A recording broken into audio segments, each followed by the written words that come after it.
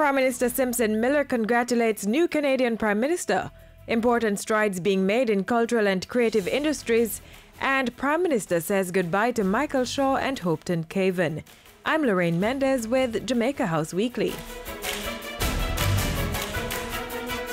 Prime Minister Portia Simpson Miller last week congratulated newly elected Canadian Prime Minister Justin Trudeau.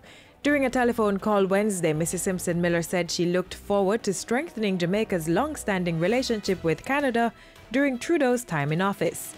The Prime Minister also mentioned Canada's assistance during talks with multilateral financial institutions, which has resulted in positive outcomes. Mrs. Simpson Miller closed out the phone call with best wishes to Prime Minister Trudeau's wife and children as they support him in his new role. Prime Minister Simpson Miller continues to pay keen attention to the development of the cultural and creative sector. On Wednesday, she chaired another meeting of the Cultural and Creative Industries Commission, where she confirmed that government was placing even greater emphasis on the sector. She disclosed that the cultural and creative industries have been included in government's medium-term socio-economic policy framework.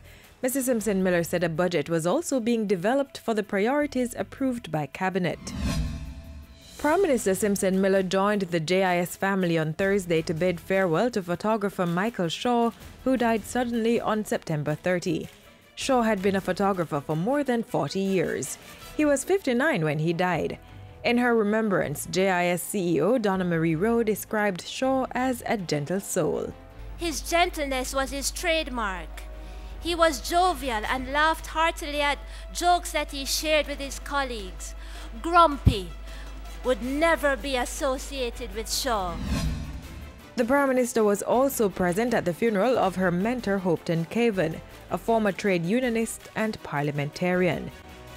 In her remembrance speech, Mrs. Simpson Miller said Jamaica had lost an excellent nation builder, the trade union movement an architect of justice, and she has lost a mentor and friend.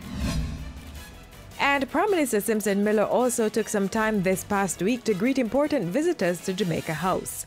On Friday, she met with a delegation from light and power company Marubeni. The team was led by a senior executive vice president at the company. Mrs. Simpson Miller also met with veteran cricketer Chris Gale. And that's how we close Jamaica House Weekly. Join us next time for the latest stories coming out of the office of the Prime Minister.